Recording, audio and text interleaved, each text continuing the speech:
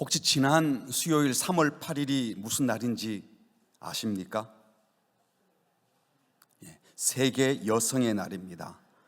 1908년 미국 여성 노동자들이 정치적 평등권 쟁취, 노조 결성, 또 여인들이 월급이 상대적으로 적으니까 임금 인상을 요구하면서 시위를 벌인 날을 기념해서 유엔에서 1975년부터 매년 3월 8일을 여성의 날로 정했고, 우리 대한민국에서도 2018년부터 법정 기념일로 정해서 지키고 있다고 합니다. 저도 최근에 알았어요. 한참 됐는데, 어쨌든 남녀 평등, 성평등을 말하는 요즘 시대에 아내들아 이와 같이 자기 남편에게 순종하라, 이런 말씀은 참 시대에 뒤떨어진 말씀이니까 깨어있는 목사라면 가능하면 언급하지 말아야 할까요? 아니면 이 말씀을 시대에 맞추어 다르게 해석해야 될까요? 아니면 그럴수록 남성 위주의 전통적 사상을 계속 주장해야 할까요? 오늘 본문의 단락은 1절부터 7절까지인데 1절부터 6절까지 아내에 대한 권면은 6절이나 되고 남편의 권면은 딱 한 절, 7절 한 절뿐이에요. 그래서 왜 연약한 여인 보고 자꾸 순종하라 그러고 가정을 바꾸려면 힘 있는 남편이 바꾸어야지 하며 의문을 제기하기도 합니다. 그러다 보니까 어떤 성경학자는 당시 교회에 여성 성도가 많았기 때문에 여인들을 위해서 더 많이 권면한 것이다, 남녀 차별이 아니다, 참 궁색한 변명을 하기도 합니다. 하지만 성경이 여성에게 더 많은 권면의 말씀을 했다면 단지 여자 교인이 많아서가 아니라 그것보다도 더 분명한 중요한 이유가 있을 것입니다. 그렇다면 사도 베드로는 지금 어떤 동기로 또 무슨 목적으로 아내들아 자기 남편에게 순종하라 라고 길게 말하고 있을까요? 오늘 이 메시지는 그러면 남편이 없는 여인들은 들을 말씀이 아니고 남자들은 그냥 설교 시간 내내 어깨에 힘주고 있으면 되는 말씀일까요? 우리에게 주시는 메시지, 우리 모두에게 주시는 메시지가 분명히 있을 것입니다. 모든 행동은 그 동기가 중요합니다. 지금 사도가 아내들아 이와 같이 자기 남편에게 순종하라 라고 말씀하실 때 어떤 근거로 또 어떤 동기로 순종하라는 겁니까? 여기 중요하게 봐야 될 것은 이와 같이, 호모이오스라는 말씀인데요, 이와 같이 이 말은 바로 앞에 문단에서 하는 말을 적시하는 거죠. 우선적으로는 시민이 정부 관료에게 순종할 때 권력자가 무서워서가 아니라 13절에 보면 2장 13절에 주를 위하여 모든 제도에 순종하라, 사람이 무서워서가 아니라 2장 17절에 보면 하나님을 두려워하여 순종하라 라고 했습니다. 또 어느 집에 사환으로 있는 종이 자기 주인에게 순종할 때 선한 주인뿐만 아니라 까다로운 주인, 부당하게 고난을 받게 하는 그런 주인을 만나도 하나님을 생각하며 참고 순종하라 이렇게 말했습니다.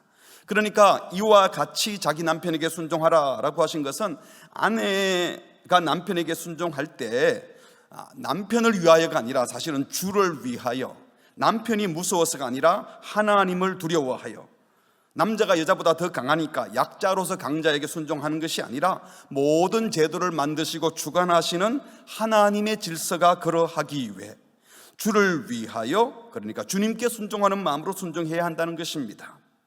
하나님을 두려워하고 하나님께 순복하는 자세로 남편에게 순복하여 존대하고 존경하고 순종하라는 말씀이죠. 그러므로 자기 남편에게 순종하라는 성경의 명령은 그냥 약자인 여자는 강자인 남편에게 조용히 순종하라 라고 해서 당시 그 왜곡된 남녀 질서를 고착시키려는 의도로 하는 말이 결코 아니라는 겁니다. 성경 시대보다 한 300~400년 전인 그리스의 철학자 아리스토텔레스는요, 남성과 여성의 관계에 있어서 남성이 본성적으로 우월하고 여성이 열등하다, 그래서 남성은 지배하는 자이고 여성은 지배받는 자가 된다, 또 여성은 이류 인간이다. 오늘부터 모든 여인들이 이 아리스토텔레스를 싫어할 것 같습니다.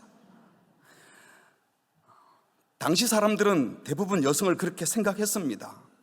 그리스 로마 철학자뿐만 아니라 유대인의 필로라는 학자도 뱀이 남자가 아니라 여자에게 접근한 이유는 여자가 남자보다 더 쉽게 속아 넘어가기 때문이다, 여자는 그 부드러움 때문에 진리를 닮은 그럴듯한 거짓에 쉽게 속아 넘어간다라고 했어요. 유대 전통에서도 여성을 훨씬 열등한 존재로 본 겁니다. 다시 말해서 당시 세계는 여자는 남자에게 종속된 존재고 여자는 남자보다 열등하다, 이런 생각이 만연해 있었습니다. 이런 식으로 너무 오랫동안, 우리 한국 사회도 최근까지도 너무 오랫동안 억압받던 여성들이 점점 생각을 깨우치면서 이런 왜곡된 질서에 반발하게 되고 남녀 평등, 성평등을 주장하게 되었습니다. 그러다가 최근에 보니까요, 아예 이제 남성 여성 구별조차도, 남편과 아내의 역할을 구별하는 것조차도 이제는 차별이라고 말하면서 창조 질서 자체를 무시하는 데까지 가버린 것 같습니다. 여러분, 그런데 성경 어디에서도요 여성이 남성보다 열등하다는 논조로 남편에게 순종하라라고 말한 적이 없다는 겁니다. 창조 원리에 따라 가정의 질서를 세우기 위해서 역할을 분담해 주신 것뿐입니다. 그러므로 아내들이야 남편에게 순종하라라는 명령은 당시 그리스 로마 시대의 문화를 따라 모든 여성은 남성에게 굴복하라, 너희들은 열등한 존재인 것을 인식하라, 이런 말이 아닙니다. 이와 같이라는 표현을 통해서 사도는 오히려 당시 전통적인, 당시의 통념적인 결혼관념을 뒤집고 있는 겁니다. 이와 같이는 우선 앞에 2장 13절에서 인간의 모든 제도를 주를 위하여 순종하라, 즉 하나님이 만드신 창조 질서 안에서 자기 남편에게 순종하라는 것입니다. 하나님께서 세우신 가정의 가장인 남편에게 순종하고 남편의 권위를 인정하여 남편이 최종 결정을 내리는 책임자로 삼으라는 겁니다. 그리고 아내는 그 남편의 결정에 따르는 것이 정상적인 질서라는 겁니다. 그래서 이 창조 질서를 따라 남편에게 아내는 자발적으로 순종하는 것이지, 아내가 인성이든 영성이든 다 열등하니까, 어리석으니까 그냥 지혜로운 남편에게 순종하라, 여자는 덜 중요한 존재니 중요한 존재인 남편에게 순종하라, 이런 말씀이 아니에요. 나중에 자세히 보시겠습니다만 오늘 본문 7절에 가보면요, 아내는 생명의 은혜를 함께 이어받을 자로 알아, 생명을 이어받는 자로 알고 귀하게 여기라고 했습니다. 또 사도 바울은 에베소서 5장 21절에 보면 성령 충만을 얘기하면서 인간 관계를 설명할 때 남편과 아내와의 관계 말씀하기 바로 직전에 한 말이 그리스도를 경외함으로 피차 서로 복종하라, 이렇게 말씀했습니다. 성경이 말하는 부부관계는요 절대로 주종관계 아닙니다. 협력관계입니다. 하나님을 위하여, 하나님을 경외하여 하나님이 가르쳐 주신 창조 질서를 따라 서로 섬기고 각자의 역할에 충실하라는 것입니다. 절대로 남편이 궁극적인 주도 하나님도 아닙니다. 그러므로 남편이라도 하나님을 경외하지 못하게 하거나 다른 신을 숭배하라 하거나 죄를 지으라는 명령을 할 때 아내가 그 명령에 순종할 수 없는 겁니다. 남편이 폭력을 행사하거나 악을 자행할 때 거기에 순복하는 것은 하나님께 불순종하는 것이기 때문에 그런 남편의 말에 순복할 수는 없습니다.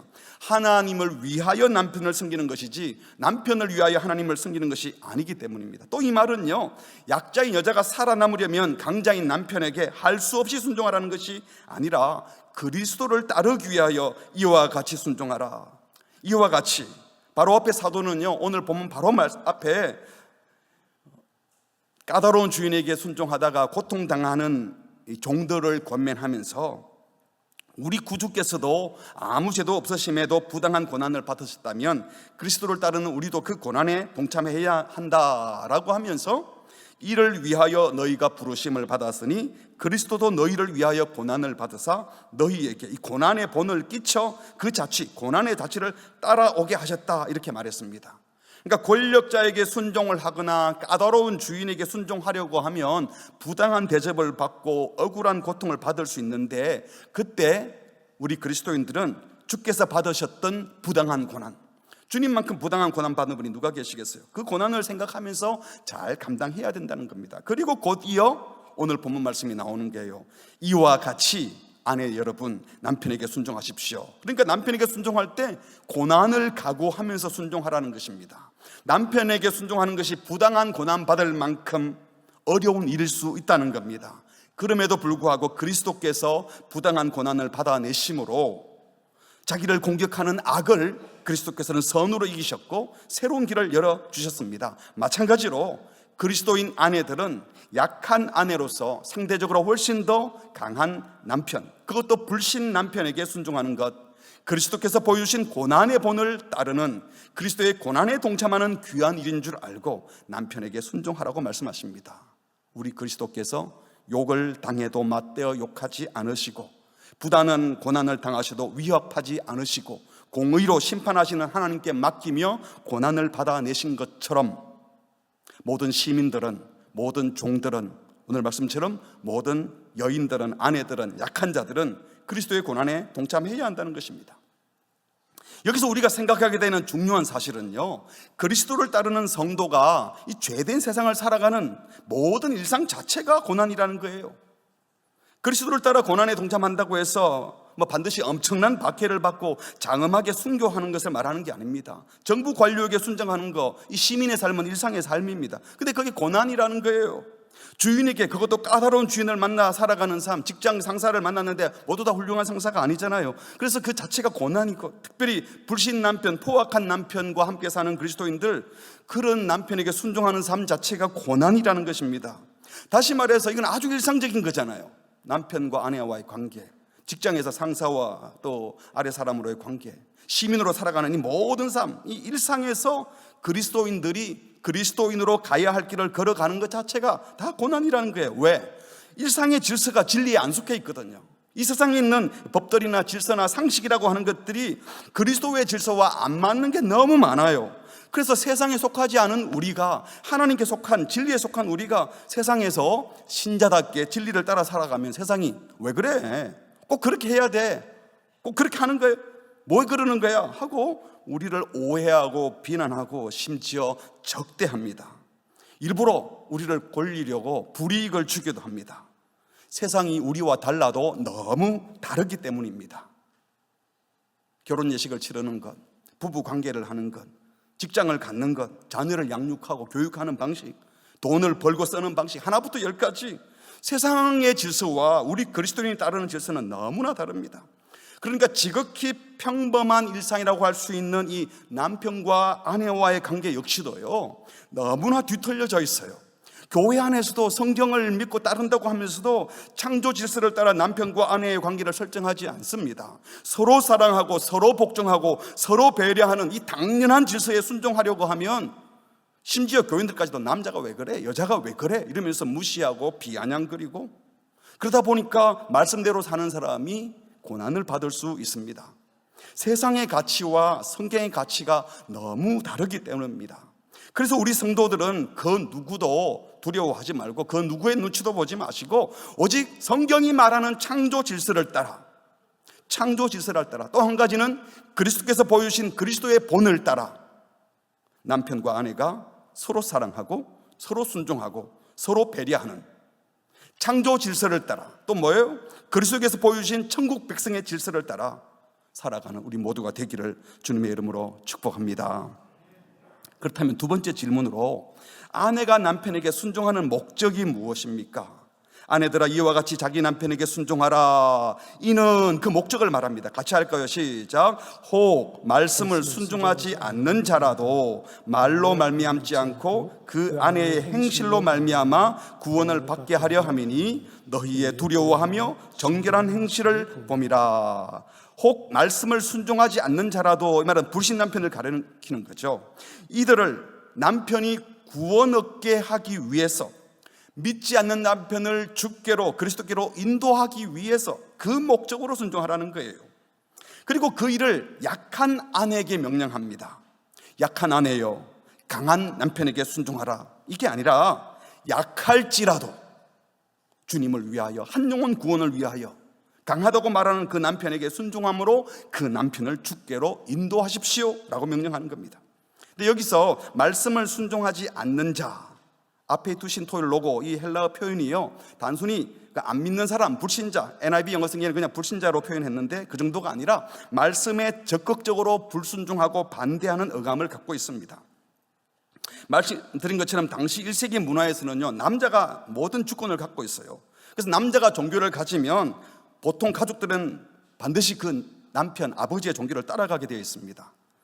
아내는 당연히 남편의 종교를 따라가야 되죠. 그래서 남자가 그리스도인이 되면 보통 가족은 모두 교회로 왔죠.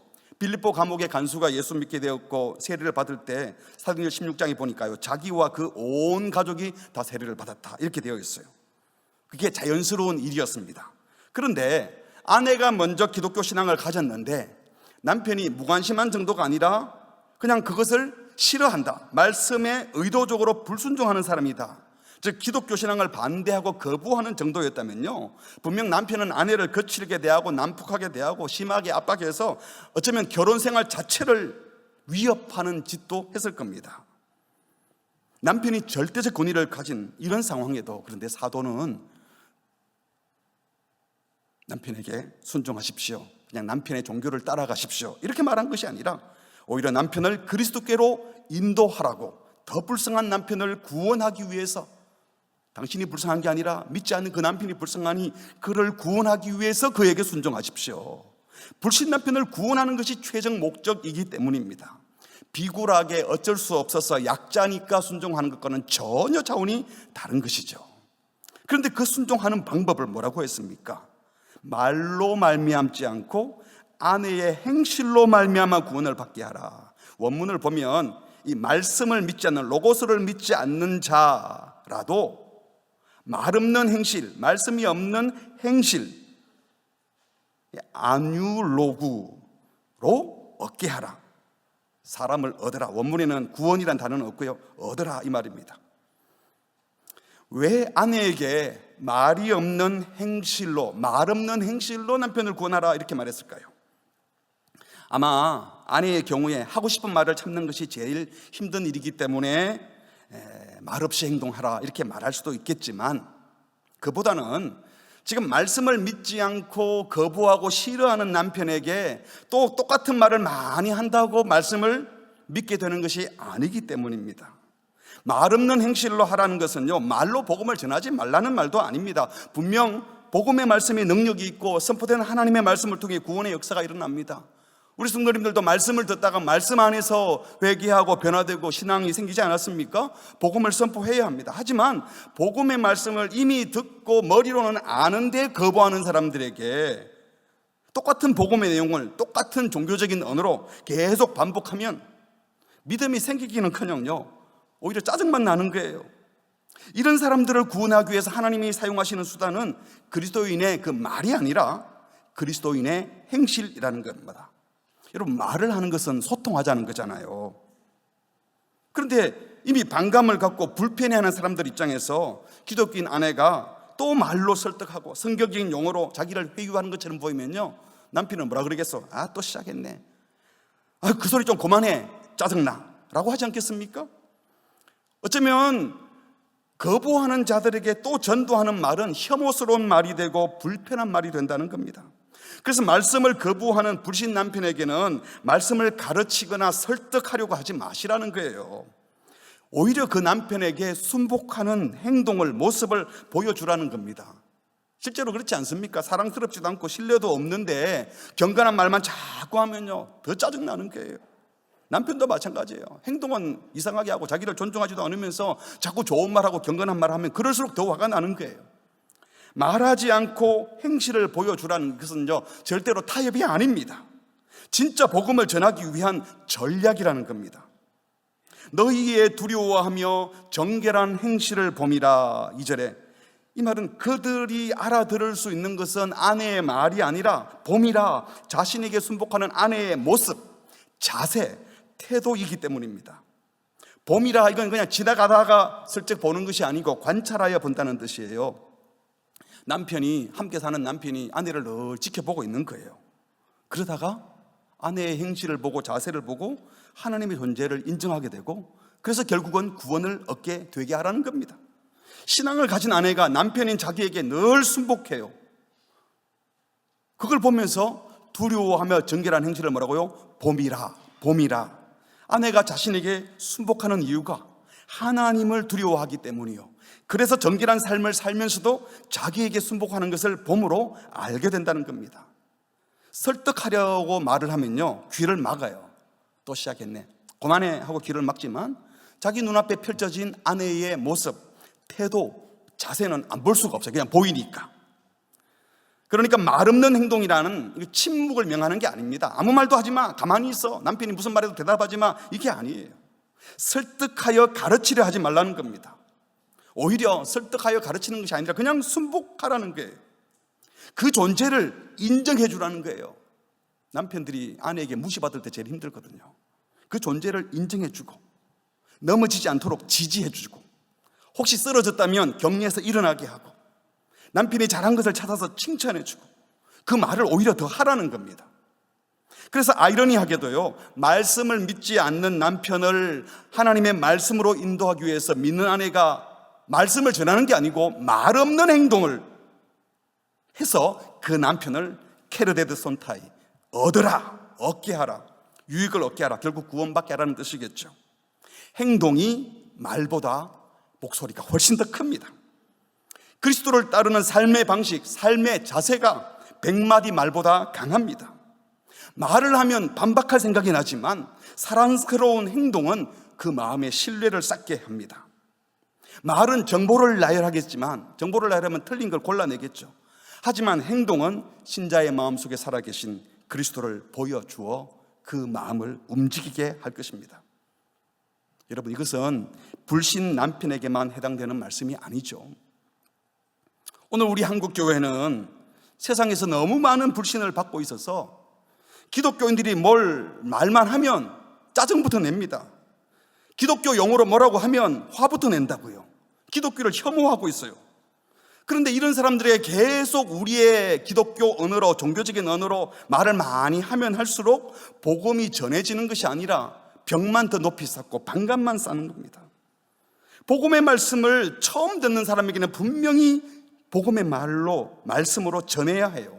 하지만 이미 이 종교적인 언어로, 기독교적인 용어로 너무 많이 들어서 알고 있는 사람들, 그런데 복음을 거부하는 사람들에게는요, 또다시 그 말로 복음을 들려줄 것이 아니라 그 복음의 질서를 따라 살아가는 모습, 하나님의 창조 질서에 순복하여 자기 남편에게도, 강한 자에게도 온전히 순종하는 말 없는 행동을 보여주는 그 모습, 그때 그들이 우리가 하는 삶의 모습을 보고 우리의 말도 듣고 싶어 한다는 겁니다.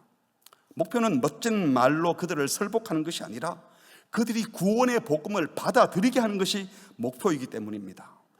이런 차원에서요, 간혹 기독교 신앙의 가치를 가지고 피켓 시위를 하고 무슨 서명운동을 하고 대사회 대정부 메시지를 던지겠다고 수만 명이 모였다라고 하는데요, 여러분, 그래서 복음이 증거될 것 같으세요? 더 깎아먹는 것 같지 않습니까? 그 일 이후에 더 욕을 먹잖아요. 전략적 사고가 필요한 겁니다. 세상과 똑같이 우리도 사람 많이 모을 수 있어, 우리도 권력자 있어, 우리도 힘 있어, 우리도 권세자들 많이 있어 하고 큰 소리 내면 복음이 전해질까요? 아니라는 겁니다.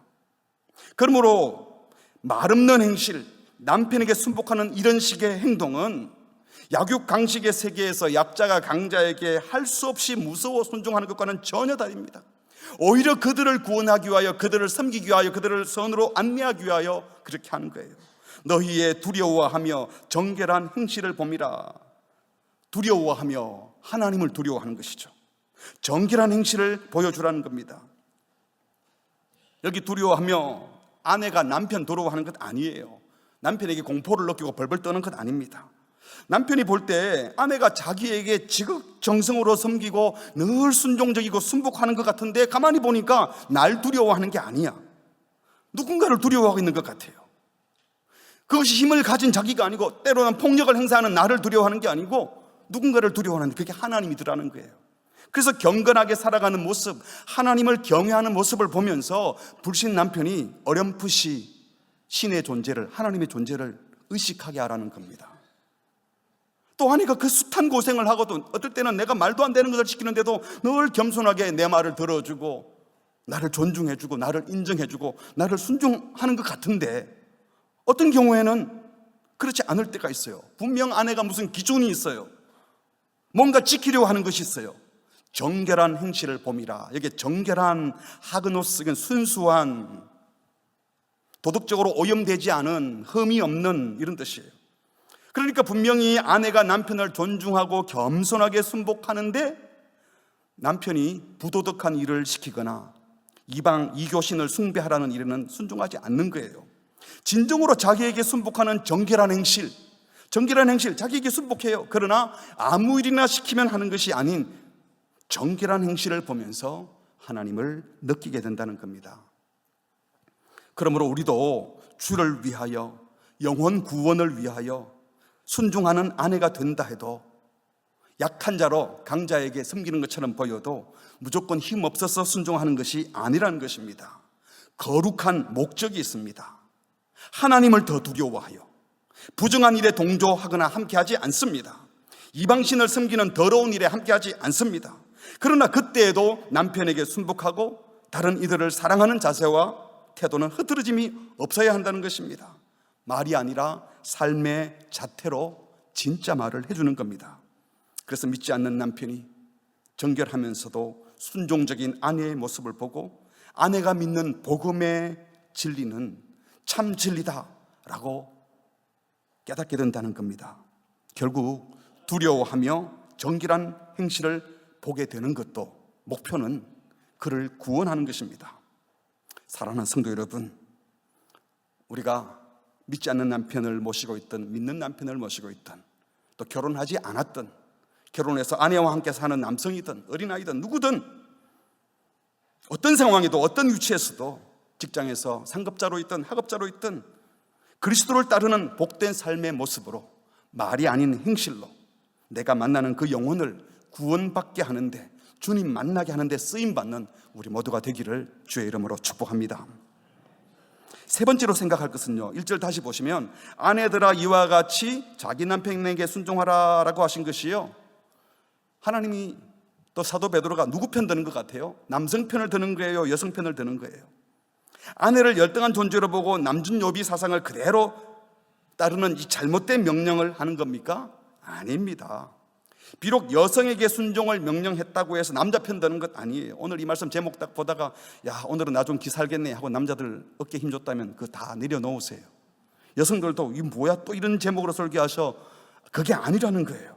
이렇게 순종하는 이유가 뭐라고요? 남자 여자 모두 다 하나님의 형상으로 지음받은 소중한 존재예요. 오늘 이 말씀은 연약한 여성에게, 약자라고 생각되는 그분에게 사명을 주는 거예요. 미션을 주고 있어요. 이는 혹 말씀을 순종하지 않는 자라도 말로 말미암지 않고, 설득하는 말이, 가르치는 말이 아니라 그 아내의 순복하는 행실, 정결한 행실로 말미암아 구원을 받게 하려 함이니 너희가 하나님을 두려워하고 하나님 앞에서 정결한 행실, 그것을 보기 때문이다. 여러분의 행실로 남편을 구원하십시오. 가정의 변화를 일으키는 주도권이 아내에게 있습니다. 아내가 남편에게 영향을 끼칠 수 있습니다.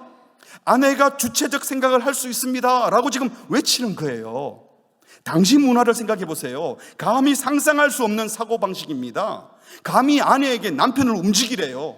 가정의 변화를 일으키는 주역이 남편이 아니라 당신이 될 수 있다고. 이 말은 상식을 깨뜨리는 말이었습니다. 당시 문화를 역행하는 아주 고도의 전복적인 명령입니다. 성경은 결코 강한 남성을 편드는 것이 아니라, 약한 여성을 편드는 것이 아니라 모두에게 강력한 도전을 하면서 서로 사랑하고 서로 섬기고 복음을 가진 자가 그 어떤 사람도 섬길 수 있고 그들을 그리스도께로 안내할 수 있다고 말씀하시는 겁니다. 아무리 약한 자라도 그리스도를 따를 때 그 누구든, 어린 아이든 어른이든 노인이든 병상에 있든 건강하든 남편이든 아내든 주체적으로 가정과 세상을 변화시킬 수 있는 줄 믿습니다. 이것이 바로 그리스도께서 보여주신 것입니다. 강하신 하나님의 아들인 그리스도께서 사람의 몸을 입고 약한 자가 되어서 이 땅에 오셔서 부당한 고난을 받으셨어요. 예수님만큼 부당한 고난 받은 분이 누가 있겠습니까? 강함이 아니라 약함으로써 그 불의와 그 고난을 다 감당해내셨습니다. 억울한 길을 걸어가셨습니다. 자발적으로 약함으로 악을 악으로 갚지 않고 악을 선으로 갚으셨습니다. 그것이 바로 사실은 진짜 강함이었습니다. 그리고 결국 십자가의 죽으심으로 새로운 세상을 열어주셨습니다. 이와 마찬가지로, 이와 같이 지금 사도는 상대적으로 약한 아내가 당시 상대적으로 강했던 남편에게 순종함으로, 상대적으로 약한 힘없는 백성들이 권력자에게 순복함으로, 힘없는 사원들이 까다로운 포악한 주인에게도 신실하게 순종함으로 새로운 세상을 열 수 있다고 도전하시는 겁니다. 누가 봐도 부당하게 보이죠. 맞아요, 부당해요. 왜 강한 사람 보고 말하지 않고 우리 보고 말하는 겁니까? 하지만 그 부당함을 받아내신 그리스도를 통하여 이루어진 일입니다.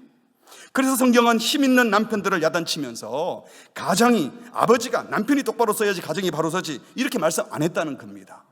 오히려 힘없고 연약하기 그지없는 아내들을 향하여 남편을 구원하기 위해 남편에게 순종하십시오 권면을 하시고, 상대적으로 약한 아내에게 더 많은 권면을 하면서 가정의 영적 도덕적 변화를 가져올 수 있는 주체적 역할을 남편의 주권하에 있는 그 아내가 할 수 있다고 아내에게 그 사명을 맡기고 있는 것입니다.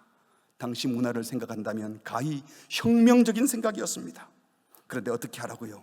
세상과 똑같이 힘으로 제압하고 권력으로, 돈으로, 사람 숫자로 제압하는 것이 아니라 약한 아내에게, 남편에게 순종함으로, 하나님을 두려워하여 하나님을 섬기듯이 남편에게 순종함으로 그 남편을 구원하라고 하셨습니다. 이것이 바로 그리스도를 따르는 것이고 고난의 길을 걷는 것입니다. 그래서 불신 남편에게도 순종하는 그리스도인 아내는 바로 이것을 위하여 부르심을 받았다고 하는 21절의 말씀을 자기 것으로 받아들이는 것이죠. 같이 읽을까요? 시작. 이를 위하여 너희가 부르심을 받았으니 그리스도도 너희를 위하여 고난을 받으사 너희에게 본을 끼쳐 그 자취를 따라오게 하려 하셨느니라. 가정을 복되게 하기 위하여 아내에게 그리스도의 길을 따라가라고 하십니다. 불의와 고난도 참고 참된 소망을 가지고 하나님을 경외하며 정결한 삶을 보여주어서 불신 남편, 다시 말하면 강하다고 생각하는 그 사람을 구원하라고, 가정을 주께로 인도하라고 도전하고 계십니다. 다시 말해서 그리스도께서 고난을 받아 우리를 의의 길로 인도하셨던 것처럼 남편 구원을 위해 그리스도께서 가신 그 길을 걸어가라는 막중한 사명을 약한 아내에게 맡기고 있는 것입니다.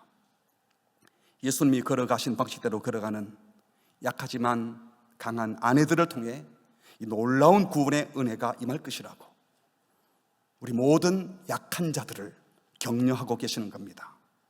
고난받으신 그리스도를 통하여 새로운 세상이 열렸던 것처럼 약한 아내가 고난을 감수하면서 남편에게 순종함으로 오늘 저와 여러분 가운데 약하다고 생각하고 상대적으로 부족하다고 생각되고 힘이 없다고 생각되는 그 사람들이 내가 약하니 할 수 없어, 강자에게 무릎 꿇을 수밖에 없어, 그것이 아니라 하나님의 말씀에 순종하여 창조 질서를 따라 그리스도를 위하여 그리스도를 따라 또 그리스도께로 인도하기 위하여 기꺼이 그리스도가 가신 섬김의 길, 종의 길, 십자가의 길을 걸어가시기 바랍니다.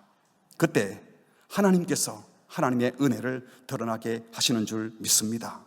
사도 바울은 그 같은 말씀을 이렇게 했습니다. 함께 할까요? 시작. 그러나 하나님께서 세상에 미련한 것들을 택하사 지혜 있는 자들을 부끄럽게 하려 하시고 세상에 약한 것들을 택하사 강한 것들을 부끄럽게 하려 하시며 하나님께서 세상에 천한 것들과 멸시받는 것들과 없는 것들을 택하사 있는 것들을 폐하려 하시나니. 약할 때 강함 되시는 주님, 약한 자를 들어 복음이 증거되게 하시고 약한 자들을 사용하여 강한 자를 부끄럽게 하시고 약한 자들로 하여금 세상을 변화시키는 주역이 되게 하시는 그 주님을 찬양하면서 주님께서 가셨던 그 길을 기꺼이 걸어가는, 즐겁게 순종하는 우리 모두가 되시길 주의 이름으로 축복합니다. 말씀을 맺습니다. 베드로 전서가 씌워질 당시 로마 그리스 문화 안에서는요, 남편이 아내를 죽이는 것 빼고 살인을 제외하고는요 그 어떤 폭력을 가해도 여인은 보호를 받을 수 없습니다. 그러니까 여인은 남편을 조금이라도 기분 나쁘게 하면 안 되는 것입니다. 그런 상황 속에 있던 참으로 약한 아내들에게 지금 사도는 거침없이 말씀하는 겁니다. 연약한 아내 여러분, 여러분이 남편을 구원할 수 있습니다. 남편에게 순종하시되 그 남편 무서워서 어쩔 수 없이 순종하는 것이 아니라 주를 위하여 창조 질서를 따라 하나님을 두려워하여 남편을 사랑하고 남편에게 기꺼이 순종하십시오. 우리의 구주 되시는 그리스도를 본받아 순종하시되 많은 말로 남편을 설득하려고 주장하지 마시고 남편에게 기꺼이 순복하는 예수님의 모습을 보여주십시오. 여러분의 자세를, 말없는 여러분의 행동을 보여주십시오. 여러분이 세상 변화의 주체가 될 수 있습니다. 이것은 엄청난 선포입니다. 사랑하는 성도 여러분, 여러분이 서 있는 그 자리, 작고 보잘것없는 나를 왜 여기 보내셨느냐, 왜 하필이면 나를 이 집안에 태어나게 하셨고, 내 몸은 왜 이렇게 약하게 만드셨고, 나를 왜 하필이면 여자로, 왜 하필이면 남자로, 왜 이런 상황으로 나를 보내셨나? 근데 주님은요, 연약한 여러분을 사용하시는 줄 믿습니다. 그 상황에 여러분 속에 있는 그 복음의 은혜를 나누라고 하십니다. 여러분의 남편 또는 여러분의 아내, 여러분의 자녀, 여러분의 부모님, 직장 동료, 여러분이 가르치는 학생, 여러분이 배우는 선생님, 여러분의 동료들, 여러분의 직장 상사들, 그 까다로운 주인들도 구원하게 하시려고 우리 그리스도인들을 그곳에 두신 겁니다. 힘있고 강한 자가 되어야 복음을 전할 수 있다. 이건 오해입니다. 오히려 약하고 부족한 모습으로, 혹시 힘이 있어도 강한 힘이 있더라도 그 힘을 사용하는 것이 아니라 그 상황에서 심실히 섬기는 그 섬김으로 영혼을 구원하고 세상을 변화시킬 수 있다고 말씀하십니다. 여러분, 세상 질서 따라가지 마십시오. 그리스도인들은요, 남들이 다 그러는데요, 요즘은 안 그러는데요, 그런 사람 아무도 없는데요. 뭐가 아무도 없어요. 그래서 그 사람들 하는 대로 따르겠어요? 복음을 알면서도 거부하는 그 사람들과 논쟁에서 말로 설득해서 이기려고 하는 것도 잘못이지만, 그 사람들이 너무 그런다고 똑같이 따라가는 것도 잘못입니다. 오히려 우리는 겸손히 그들을 섬길 겁니다. 그런데 정결함으로, 행함으로, 많은 말이 아니라 순복하는 자세로 겸손한 우리의 모습을 보여줘야 하는 것입니다. 이 길이 쉽지 않지요. 하나부터 열까지 우리의 일상이 세상과 너무 달라서 우리가 말씀대로 살면 사람들은 우리를 손가락질하고 무시하고 불이익을 주기도 하는 고난의 길입니다. 그래서 이 길을 걷다 보면 지칠 수 있고 마음이 흔들릴 수 있고, 내가 잘하는 거 맞나, 이러다가 망하는 것 아니야 하고 두려울 수 있습니다. 상처받을 수도 있습니다. 하지만 그때마다 우리 앞서 가신 주님이 먼저 그 길을 걸어가셨거든요. 그 주님을 바라보며 따라가시고, 또 함께 그 길을 갖는 믿음의 동료의 손을 잡고 걸어가시고, 썰어 넘어질 때는 주님이 우리의 손 잡아주시고 이끌어주시고 보호해주시고, 결국에는 이렇게 하려고 그렇게 하셨구나 하고 가장 완전한 길로, 가장 복된 길로 인도하신 것을 확인하게 될 것입니다. 혹시 순종하다가 지치고 섬기다가 쓰러지더라도 우리가 가는 길이, 주님을 따르는 길이 분명하다면 다시 힘내어 주님과 동행하시며 여러분에게 맡겨진 그 영혼 구원하기 위하여 넉넉히, 어쩔 수 없이가 아니라 넉넉히 기꺼이 섬기고 양보하고 복음을 보여주는 복된 삶을 살아내시기를 주의 이름으로 축복합니다. 우리 함께 찬양하겠습니다. 하나님의 부르심에는 후회하심이 없네. 주님이 다 뜻이 있으셔서 우리를 그 자리에 보내신 겁니다. 실수한 게 아닙니다. 작은 나, 약한 나, 병든 나, 부족한 나, 아무것도 없는 나 같지만 그런 우리를 사랑해 주신 주님, 강하지만 십자가 길을 걸어가시던 그 주님을 생각하면서 감사와 순종으로 나아갈 때, 주님을 따라갈 때 내가 생각지도 못했던 주님의 큰 일을 보게 될 것입니다. 오늘 말씀을 생각하면서 다 함께 하나님께 찬양 올려드리겠습니다. 하나님의 부르심에는 후회하심이 없네. 하나님의 부르심에는 후회하심이 없네.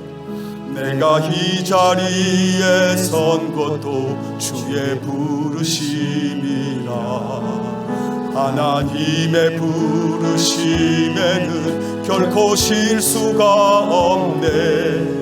나를 부르신 하나님의 신실하심을 믿네. 작은 나를 부르신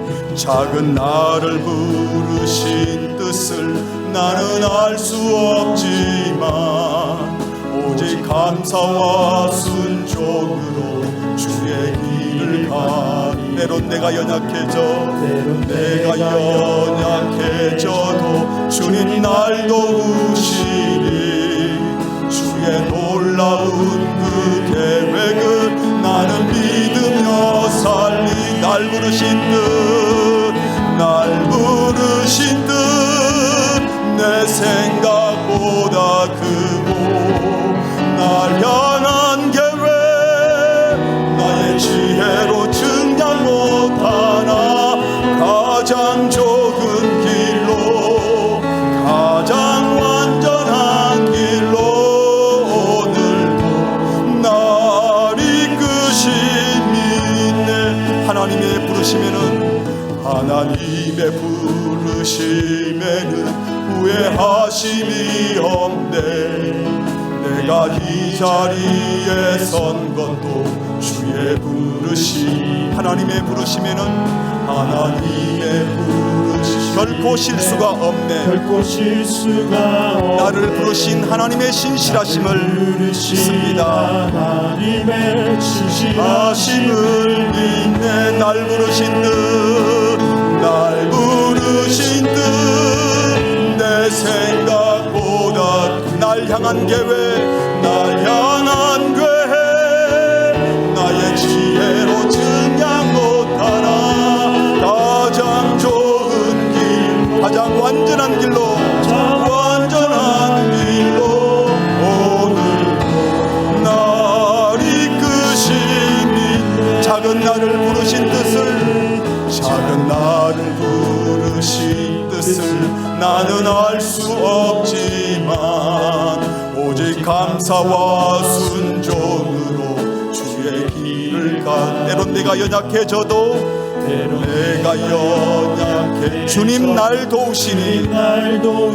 주의 놀라운 그 계획을, 놀라운 그 계획을 나는 믿으며 살. 날 부르신 듯, 날 부르신 듯, 내 생각보다 날 향한 계획, 날 향한 계획, 나의 지혜로 증량 못하나. 가장 좋은 길로, 가장 완전한 길로 오늘도 날 이끄심.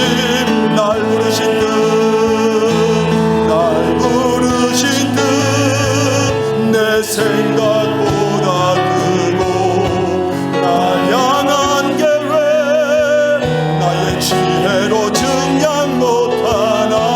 가장 좋은 길로, 가장 완전한 길로 오늘도 날 이끄신. 다시 한번 날 부르신 듯, 날 부르신 듯, 내 생각보다 날 향한 계획, 날 향한 계획, 나의 지혜로 증량 못하나. 가장 좋은 길로, 가장 완전한 길로 오늘도 날 이끄심 믿네. 함께 기도하겠습니다. 저는 모태신앙으로 목사들로 교회 안에서 60년 가까이 살아왔어요. 그런데 성경을 늘 읽으면서도 교회 안에서 이 비성경적인 남녀 질서, 성경을 맨날 읽으면서도 남편과 아내의 관계를 성경대로 하지 않고요, 유교 질서대로 전통적인 사고방식을 그대로 붙들면서 성경이 그렇게 말하는 것처럼 그렇게 가르치고 배우고 그렇게 살아내는 분들이 얼마나 많은지 몰라요. 그렇게 말해놓고는 늙으면, 아이고 늙으면 여자한테 순종해야 돼, 밥 얻어 먹으려면. 이게 무슨 소리입니까? 하나님의 말씀이 젊을 때 다르고 늙을 때 다르고 중년 때 다른 겁니까? 아닙니다. 우리가 바른 관점이라고 생각하면서 살아왔던 것들이 성경과 상관없는 것들이 얼마나 많은지 몰라요. 이 시간 기도할 때 주여 우리의 눈을 열어서 정말 하나님의 말씀을 말씀으로 보게 하시고, 사람들이 만들어온 전통적으로 남들이 다 하는 그 질서가 아니라 성경의 질서, 창조의 질서, 그리스도께서 따르러 가신 그 말씀에 순종할 수 있도록 하나님 우리 눈을 열어주십시오. 그리고 그 말씀에 순종할 수 있는 용기를 주십시오.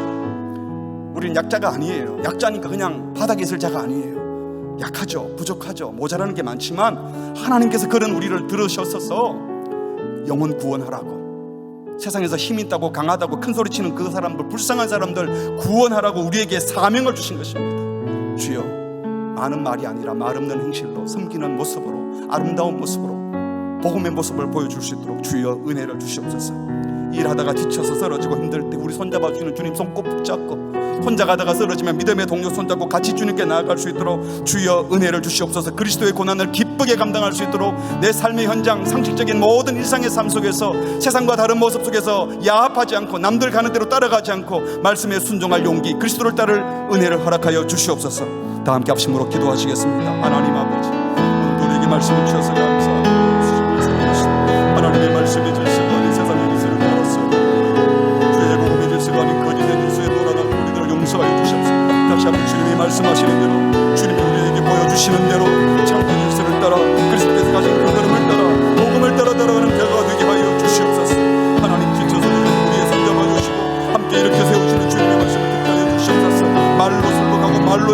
아니라 하나님 말 없는 행실로, 말 없는 행동으로, 하나님 우리의 모습으로, 자태로 보여주게 하여 주시옵소서.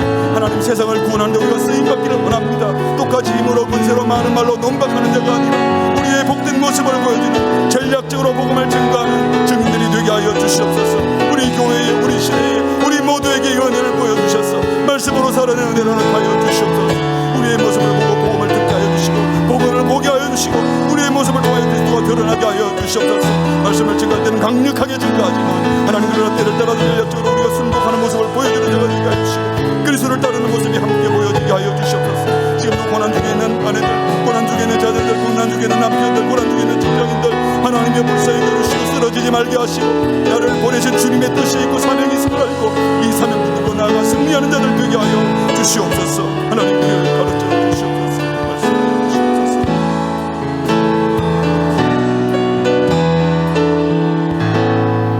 하나님 아버지, 오늘도 우리의 눈을 열어 주의 말씀을 보게 하시니 감사합니다.